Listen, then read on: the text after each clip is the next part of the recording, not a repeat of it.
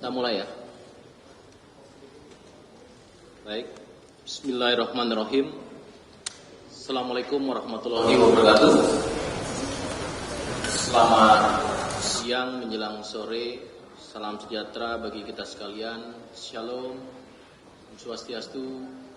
Namo Buddhaya. Salam kebajikan. Salam presisi. Rekan-rekan media yang saya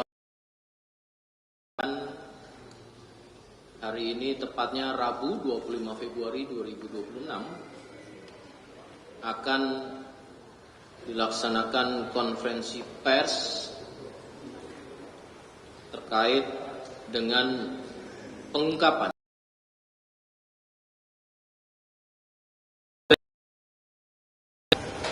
website e-tilang palsu. Rekan-rekan, tentu apa yang diungkap dalam perkara tersebut ini merupakan perhatian dan tentunya sangat merugikan masyarakat.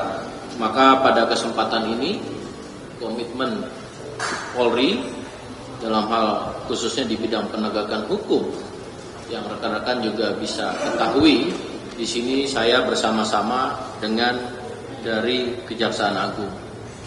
Konferensi pers akan dipimpin langsung oleh Pak Dirtipid Siber Barreskrim Polri, dan kemudian ini adalah wujud kerjasama, kolaborasi dan sinergi antara penyidik Polri dan juga dari Kejaksaan Agung. Dalam hal ini hadir yang kami hormati Bapak Direktur Ejam Pidum.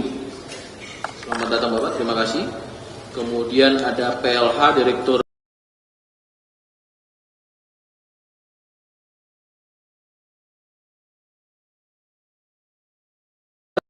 Polri,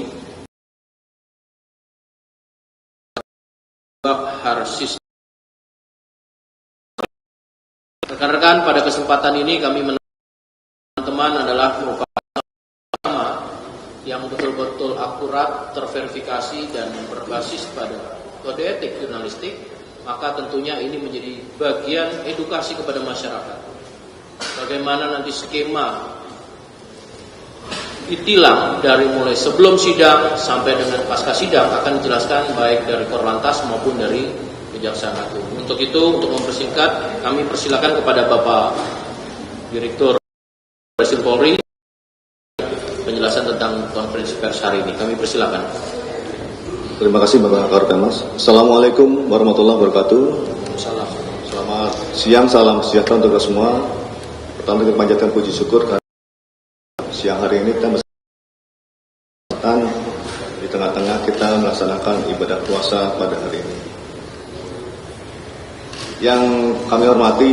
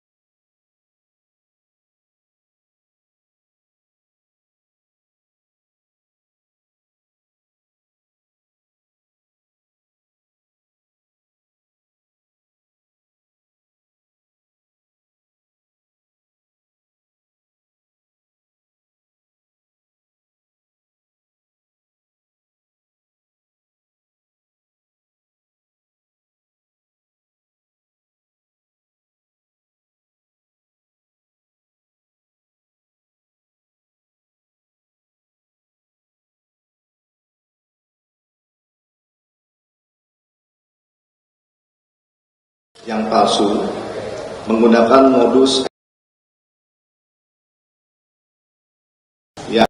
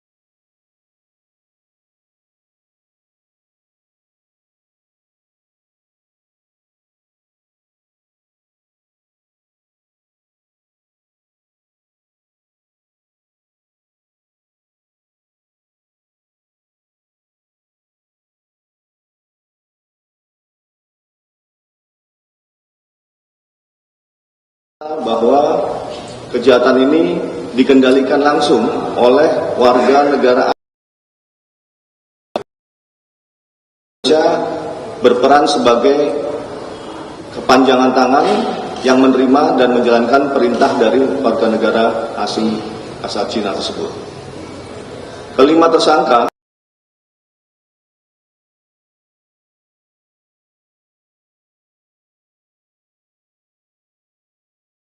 mengoperasikan perangkat dan melakukan SMS blasting sejak September 2025. 2. Tersangka FN, 41 tahun, berperan menyediakan jasa SMS blast dengan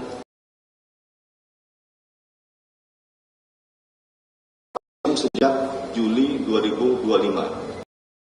Tersangka RW, 40 tahun,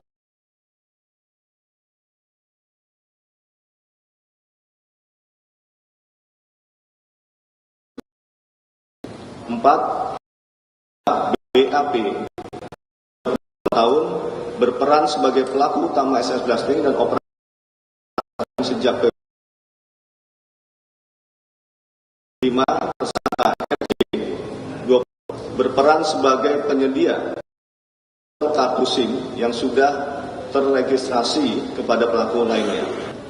Tersangka WTP, FN, dan RW diketahui bergerak di bawah kendali warga negara asing Cina yang menggunakan akun Telegram bernama Li.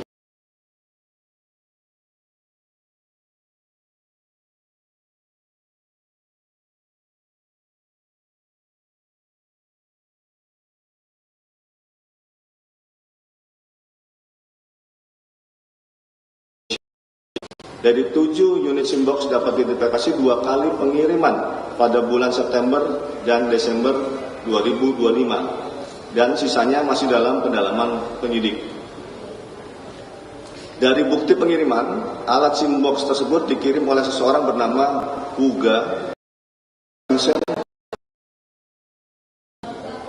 di mana perangkat SIM-box tersebut tidak diberikan secara cuma-cuma.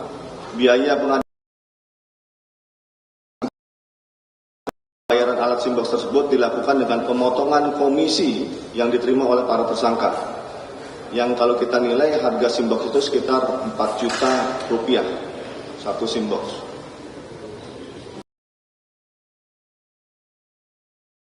Pelaku warga negara asing Cina mengendalikan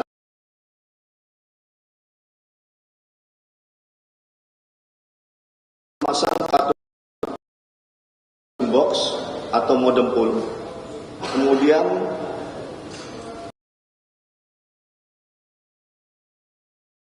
atau auto remote dari China. Tersangka di Indonesia hanya perlu membuka sebuah aplikasi bernama TVS, Terminal Vendor System, yang melalui aplikasi inilah para tersangka dapat memantau jumlah SMS blast yang berhasil terkirim dan yang gagal. Dalam satu hari, perangkat SIM-box yang dioperasionalkan oleh para tersangka mampu mengirimkan SMS phishing kepada 3.000 nomor handphone. Selain ketiga tersangka tersebut, sistem kerja penipuan ini juga didukung oleh tersangka keempat, yaitu tersangka BAP, yang berperan sebagai penyedia jasa aktivasi serta membuat akun Telegram dan nomor WhatsApp yang telah teraktivasi dan terregistrasi. Tersangka BAP mengenal warga negara asing Cina yang bernama Chen Jiji, pemilik akun Telegram Owen Chen, sejak tahun 2023 dan mulai bekerja sejak Februari 2025. Sebagai imbalan atas pekerjaan mereka dalam mengoperasikan SIM-box tersebut, para tersangka menerima gaji bulanan dalam bentuk mata uang kripto atau USDT, mulai dari 1.500 USDT atau sekitar 25 juta rupiah, sampai dengan 4.000 USDT atau sekitar 67 juta rupiah. Tergantung dari banyaknya SIM-box yang dioperasionalkan. Adapun perkiraan keuntungan atau komisi yang diterima oleh para tersangka berdasarkan akumulasi transaksi akun kripto, yaitu sebagai berikut. Tersangka BAP menerima total 53.000 USDT atau sekitar 890 juta rupiah sebanyak 142 transaksi sejak Februari 2025 dan Januari 2026. Tersangka RW menerima total 42.300 USDT atau sekitar 700 juta rupiah sebanyak 114 transaksi sejak Juli 2025 sampai dengan Januari 2026. Tersangka FN menerima total 14.100 USDT atau sekitar 235 juta rupiah sebanyak 61 transaksi sejak Juli 2025 sampai dengan Januari 2025. Tersangka WTP menerima total 32.700 USDT atau sekitar 530 juta rupiah sebanyak 43 transaksi sejak September 2025 sampai dengan Januari 2026. Keuntungan atau komisi tersebut secara rutin ditukarkan ke mata uang rupiah setiap bulannya. Untuk menjalankan SIG box kiriman dari Cina tersebut, para pelaku membutuhkan ratusan kartu SIM yang telah diregistrasi menggunakan NIK dan data warga negara Indonesia. Kartu SIM ini didapatkan dari tersangka RJ. Dari kelima tersangka, penyidik menyita barang bukti berupa puluhan PC, router, SIM box, handphone, hingga ratusan kartu SIM yang digunakan untuk menyebarkan SMS blast. 1. Dari tersangka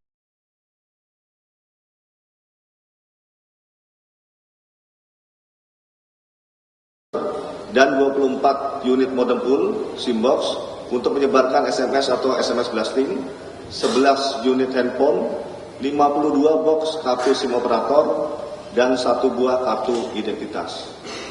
2. Dari tersangka FN, 8 unit PC, 1 unit router, 7 unit modem pool atau SIM box untuk menyebarkan SMS, 2 unit handphone, 2 kartu SIM operator. 3. Dari tersangka RW, 10 unit PC, 1 unit laptop, 2 unit handphone, 1 router. 4. Dari tersangka BAP, 4 unit PC, 50 unit, 92 box kartu SIM operator, 10 unit modem.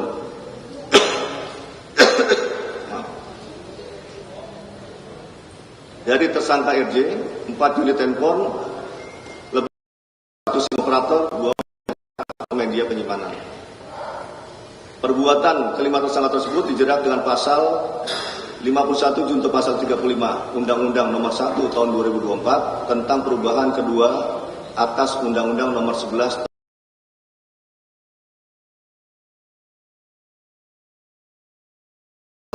ayat 1 junto pasal 28 ayat 1 Undang-Undang Nomor 1 Tahun 2024 tentang perubahan kedua atas Undang-Undang Nomor 11 Tahun 2008 tentang informasi dan transaksi elektronik dan atau pasal 3, 4, 5, dan 10 Undang-Undang Nomor 8 Tahun 2010 tentang tindak pidana pencucian uang dan atau pasal 607 ayat 1 huruf A, B, dan C Undang-Undang Nomor 1 Tahun 2023 tentang Kitab Undang-Undang Hukum Pidana junto pasal 20 huruf C Undang-Undang Nomor 1 Tahun 2023 tentang Kitab Undang-Undang Hukum Pidana.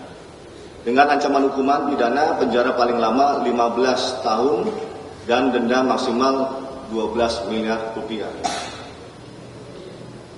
Polri menghimbau kepada seluruh masyarakat agar tidak mudah percaya pada SMS dari nomor yang tidak dikenal, yang menyertakan tautan atau link, terutama yang mengatasnamakan instansi pemerintah, serta selalu cek dan dicek keaslian website atau situs sebelum memasukkan data pribadi atau data perbankan. Jika ragu, segera konfirmasikan ke customer service bank atau instansi terkait.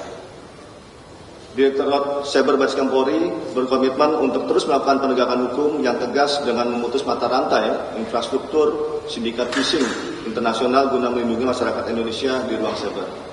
Demikian yang dapat kami sampaikan. Terima kasih. Wassalamualaikum warahmatullahi wabarakatuh. Waalaikumsalam warahmatullahi wabarakatuh. Rekan-rekan, inilah ungkapan penipuan itilam yang mencatut nama instansi pemerintah yaitu Kejaksaan Agung Republik Indonesia dengan adanya dasar laporan aduan dari Kejaksaan Agung. Untuk itu rekan-rekan,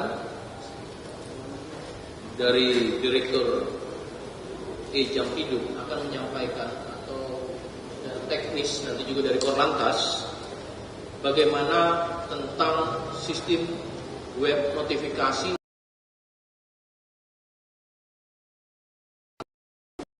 dapatkan tilang baik itu sebelum sidang sampai dengan setelah putusan sidang.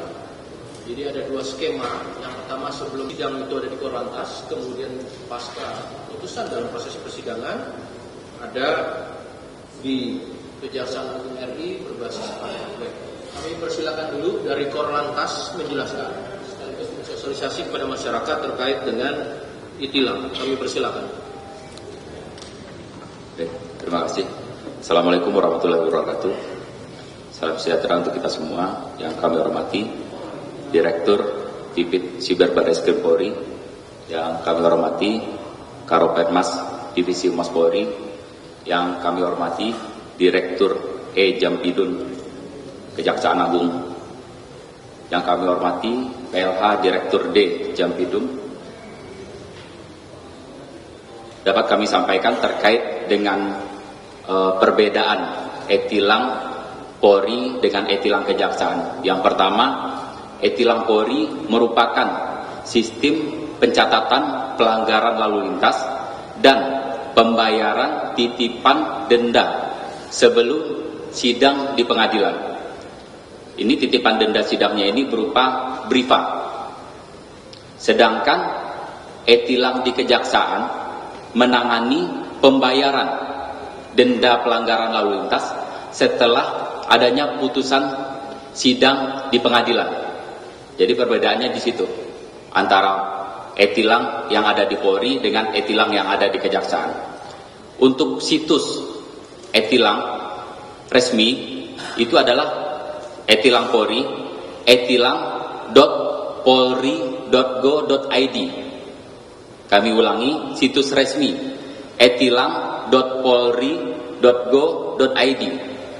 Jadi itu situs resmi untuk e-tilang. Jadi di dalam situs ini juga kita bisa melakukan pengecekan terkait dengan apakah benar informasi-informasi ataupun SMS yang kita terima. Cara melakukan pengecekan benar atau tidaknya kita SMS yang kita terima setelah kita masuk ke situs website etilangpolri.go.id, itu kita bisa memasukkan nomor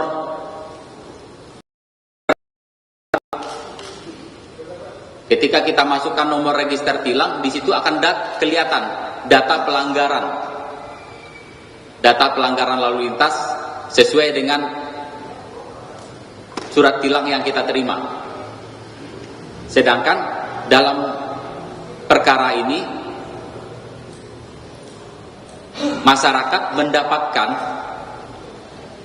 notifikasi ataupun SMS terkait dengan tilang ke Kejaksaan, terkait dengan website e-tilang Kejaksaan. Alur proses tilang elektronik sendiri bisa kami jelaskan. Yang pertama, masyarakat ketika masyarakat melakukan pelanggaran lalu lintas tercapture oleh kamera etlenya Polri, itu masyarakat akan mendapatkan notifikasi berupa SMS. SMS ini dikirimkan bukan menggunakan nomor pribadi, tapi menggunakan akun resmi e-tilang Polri. Jadi kami ulangi lagi, ketika masyarakat mendapatkan SMS ini dari nomor pribadi, itu dipastikan itu adalah tidak benar. Jadi sistem e-tilang ini mengirimkan menggunakan nomor resmi, akun resmi e-tilang Polri. Setelah masyarakat mendapatkan notifikasi, masyarakat akan mengkonfirmasi pelanggaran tersebut.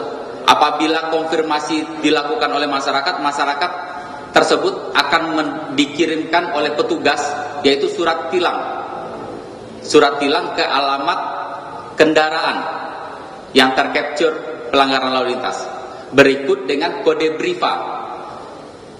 briva untuk pembayaran denda sidang sebelum dilakukan di pengadilan. Jadi titipan denda sidang sebelum di putusan di pengadilan. Ketika setelah dilakukan pembayaran kode briva, masyarakat bisa mengecek kembali di website etilang.polri.go.id itu statusnya seperti apa, sudah terbayar atau belum. Namun apabila masyarakat mengabaikan ataupun tidak mengkonfirmasi, tilang ini akan dilanjutkan ke proses sidang di pengadilan. Setelah dilakukan sidang di pengadilan, barulah data ini akan dikirimkan ke kejaksaan. Disitulah proses etilang kejaksaan akan berlangsung. Jadi etilang di kejaksaan ini akan berlangsung ketika masyarakat tidak mengkonfirmasi, itu nanti akan dikirimkan ke pengadilan. Pengadilan akan memutuskan denda pelanggaran. Setelah itu barulah sistemnya akan masuk ke etilang kejaksaan. Nah, nanti di etilang kejaksaan ini nanti ada pembayaran di pengadilan. Gitu. Jadi apabila masyarakat mendapatkan tilang, baik itu akun kejaksaan ataupun akunnya Polri, dipastikan ada itu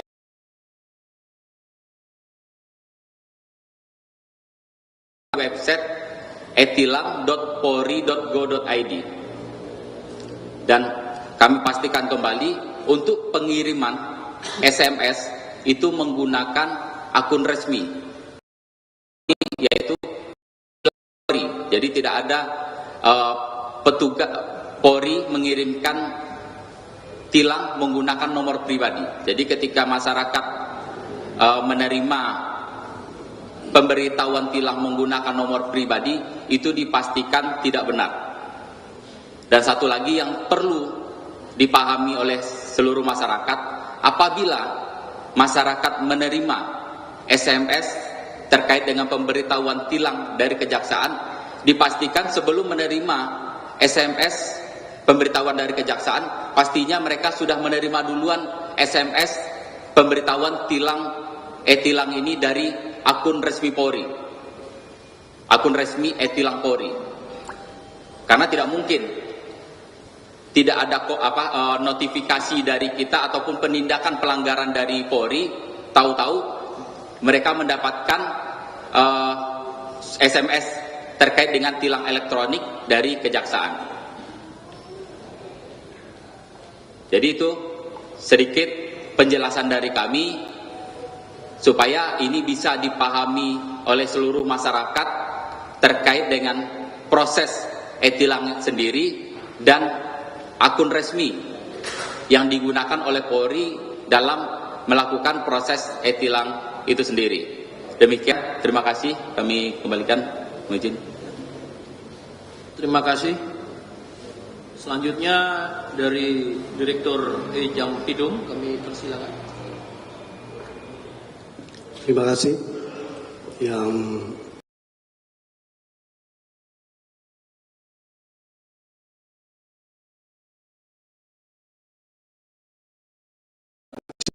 Bareskrim Polri dan rekan-rekan sekalian, rekan media yang meliput acara ini, Kejaksaan Republik Indonesia mengucapkan apresiasi dan terima kasih kepada Kepolisian Republik Indonesia, dalam hal ini Direktur Tindak Pidana Cyber Bareskrim Polri, karena pada awal Desember lalu kami menyampaikan laporan terkait dengan ada SMS blast yang menggunakan web palsu dari tilang Kejaksaan Republik Indonesia, dan dalam waktu yang relatif singkat rekan-rekan dari Mabes Polri, dalam hal ini Tindak Pidana Siber melakukan tindakan, dan seperti yang dijelaskan tadi oleh Pak Direktur sudah menetapkan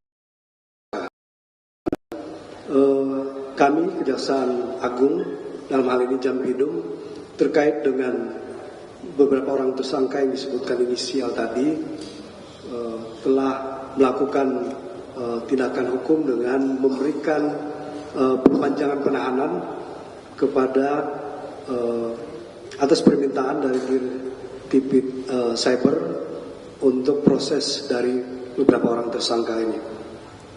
Bapak Ibu sekalian, tentu hal ini terjadi karena sinergi dan kolaborasi yang luar biasa antara kami dari Kejaksaan Agung dan juga teman-teman dari Direktorat Cyber Bareskrim Polri, dan dalam waktu yang relatif singkat boleh menetapkan tersangka.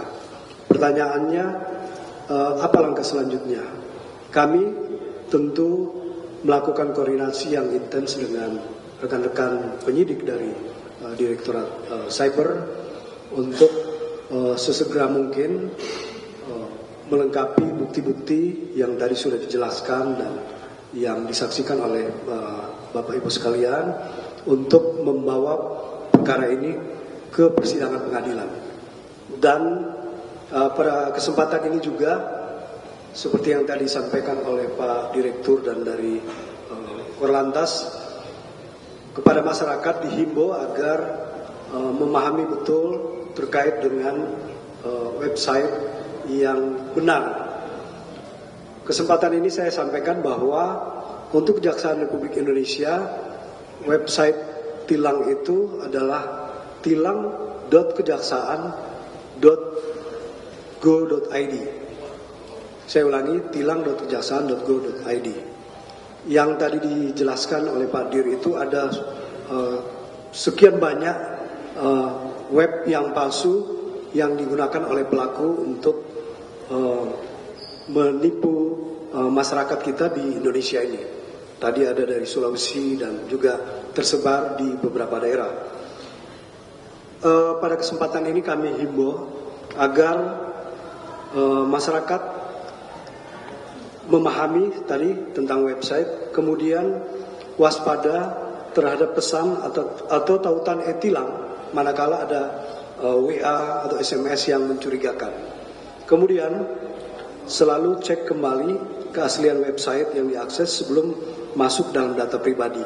Tadi sudah dijelaskan oleh rekan dari Korlantas bahwa tidak mungkin ada dari kejaksaan semacam SMS atau WA dan seterusnya kalau tidak ada proses yang diawali dari Korlantas dengan tadi SOP-nya itu. Kemudian pastikan bahwa masyarakat mengakses situs resmi pemerintah untuk informasi tilang. Dan manakala masyarakat mendapat SMS atau WA dari nomor seperti yang tadi dijelaskan yang bukan nomor resmi atau hotline resmi dan lain sebagainya, maka kami menghimbau agar masyarakat melaporkan kepada Kepolisian Republik Indonesia. Ini beberapa hal yang kami sampaikan. Sekali lagi kami appreciate kepada Kepolisian Republik Indonesia yang tentu bekerja sangat cepat, dan ini juga mencegah terjadinya atau terulang lagi tindakan serupa oleh calon-calon pelaku yang lain.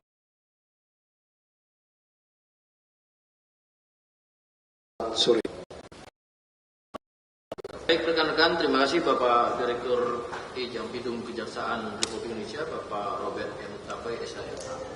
Rekan-rekan, saya berikan kesempatan pada rekan-rekan. Silakan kalau ada pertanyaan, pada siapa ditanyakan dan kemudian sebutkan nama dan medianya. Kami persilakan.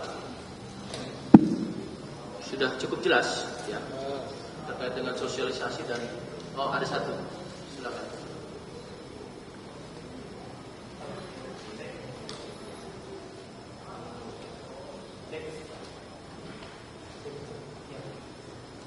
Selamat sore, Pak. Saya Irfan dari IBN Times. Mau bertanya kepada Pak Dir terkait dengan tersangka BAP ini, Pak, karena perannya cukup krusial, yakni penyedia jasa aktivasi serta membuat akun Telegram dan nomor WhatsApp yang telah terregister. Pertanyaannya, ini BAP ini background pekerjaannya apa, Pak? Terima kasih. Satu ya, cukup ya, silakan.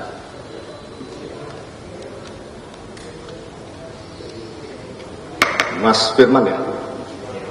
Firman. Terima kasih Mas. Jadi memang untuk tersangka ini berdasarkan identitas di KTP itu swasta. Tetapi kita sedang dalami karena kemungkinan dia memahami IT. Karena tersangka ini yang BAP ini baru ditangkap tadi malam, jadi kita masih lakukan proses pemeriksaan. Juga untuk mengetahui nantinya bagaimana cara mengaktifasinya, kemudian juga dapat dari mana aktivasinya. Sehingga itu nanti akan menjadi pendalaman bagi kita. Tapi background IT ini tidak dimiliki oleh semua orang, yang dimiliki oleh si BAP. Karena BAP ini memang yang kenal dengan orang China dan dia yang diberikan tugas untuk melakukan operasional sebagai pelaku utama di tempat ini. Cukup ya? Ada lagi? Nah, satu, dua, silakan Mas. Yang dari kanan dulu. Nama dan tujuan kepada siapa pertanyaan dari begini. Terima kasih Pak Dir, saya Rahmat dari Tempo. Pertanyaan untuk Pak Dir, Pak, terhadap dua pengendali dari Cina di SK dan KSI itu ini seperti apa tindak lanjutnya, apakah seperti apa? Kemudian tadi ingin menanyakan hal lagi, bagaimana sih dua pengendali ini merekrut satu tersangka utama tadi yang berkomunikasi? Bagaimana pola rekrutannya dari Cina ke Indonesia, karena sepertinya banyak. Terima kasih. Langsung ya, satu dulu ya, Mas Amam dulu, nanti baru lanjut lagi pertanyaan. Silakan Pak. Terima kasih Mas dari Tempo.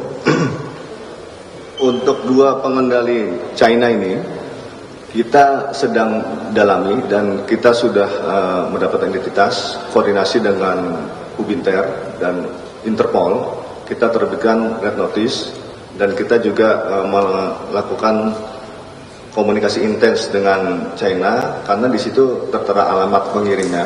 Kita untuk memastikan apakah memang benar alamatnya di sana atau alamat yang palsu. Untuk dua.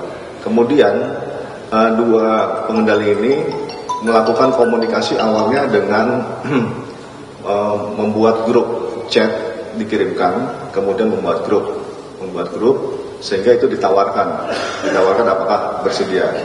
Kemudian diawali dengan pertemuan, sempat ada yang hadir dari China ke sini untuk melihat situasi seperti apa dan kemungkinan mengajarkan bagaimana cara beroperasi alat ini. Nah, itu setelah itu baru dikirimkan dari China kepada pelaku yang ada di Indonesia. Ya. Cukup jelas ya, Mas Amam. Terima kasih. Satu lagi di bawah.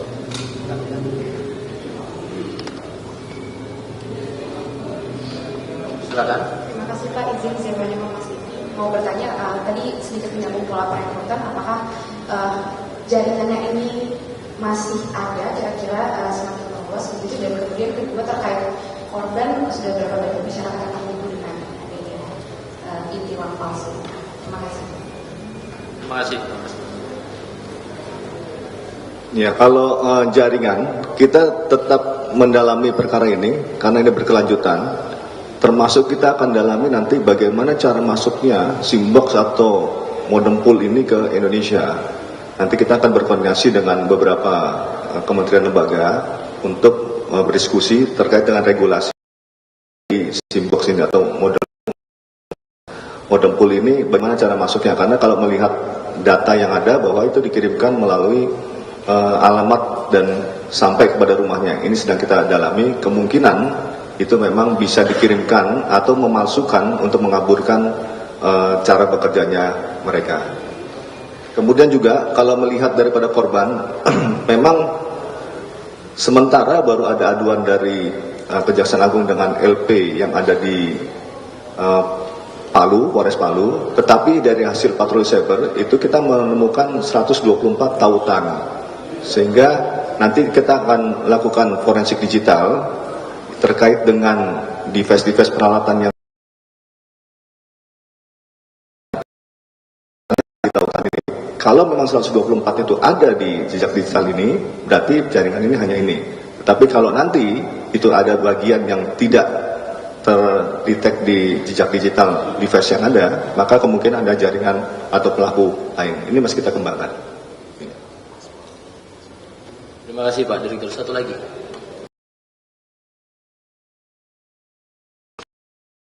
Ya, selamat sore Bapak. Saya Wasti dari 20 Detik, izin tadi kan untuk data terkait NIK dari yang menjadi korban, sekaligus juga untuk korban yang tadi dikenai e-tilang palsu ini, apakah memang korban-korban ini didapat dari data-data e-tilang yang mudah ada gitu Pak, atau mereka dapat dari mana sih Pak data e-tilang ini? Terima kasih Mbak Wasti dari 20 Detik Pak. Ya? 20 Detik. 20 Detik. Silakan Pak Direktur. Terima kasih Mbak dari 20 Detik. Pelaku menggunakan NIK, meregistrasi dan mengaktifasi. Ini dari beberapa yang ada, mereka bisa sampai 3.000 nomor handphone yang terregistrasi. Ini sedang kita dalami, seperti tadi saya sampaikan, dari Tempo juga sudah menanyakan bahwa registrasi ini asal-usulnya dari mana. Ini sedang kita dalami. Maka nanti forensik digital akan menemukan jejak digitalnya, bagaimana dia meregistrasi, dan sumber NIK-nya dari mana nanti disebutkan. Apakah dia manual atau memang secara sistem dia melakukan itu. Karena memang kalau kita melihat ini, remote-nya adalah dari China. Jadi remote-nya dari China. Apakah mungkin nanti dari sana yang memberikan atau dari manual dari sini di Indonesia. Kemudian juga korban-korban ini yang e-tilang ini, untuk korbannya random. Jadi berdasarkan nomor handphone mereka melakukan blasting. Jadi blasting kemudian random siapa yang kena. Tetapi yang kena ini dipastikan bahwa itu dia belum pernah dapat notifikasi dari Polri, sehingga dia langsung pembayaran. Nah inilah kita sudah sampaikan tadi dari Polri, dari Polantas sudah menyampaikan kira-kira harus ada notifikasinya dulu. Jadi mekanismenya inilah yang sedang kita edukasi kepada masyarakat bersama-sama dengan Kejaksaan, sehingga tidak salah bagaimana kalau itu sebelum sidang dan setelah sidang cara pembayaran. Cukup rekan-rekan? Baik rekan-rekan, terima kasih atas perhatiannya.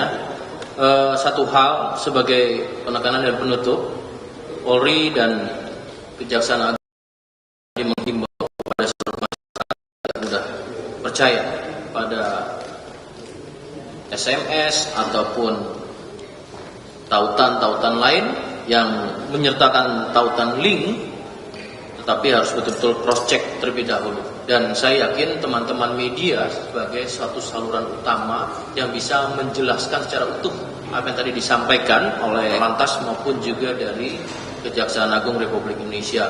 Sehingga harapannya kepada seluruh masyarakat juga kami sampaikan agar mengikuti apa yang disosialisasikan di sini secara utuh melalui teman-teman media, tentunya tidak melalui saluran-saluran lain yang tentunya ini bisa mensosialisasi dan edukasi kepada masyarakat. Demikian rekan-rekan, kurang dan lebihnya saya mohon maaf. Saya tutup. Wassalamualaikum warahmatullahi wabarakatuh.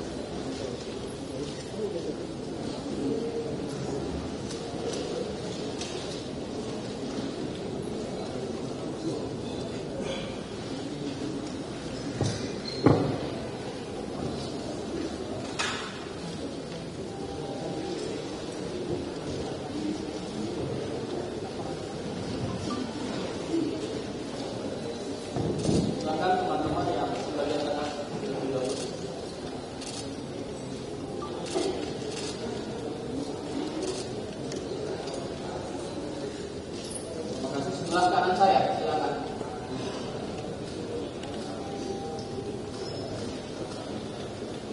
Terima kasih. Sebelah kiri, teman-teman, silakan. Oke, makasih Pak. Terima kasih. Terima kasih ya teman-teman. Terima kasih Pak. Bertemu kembali.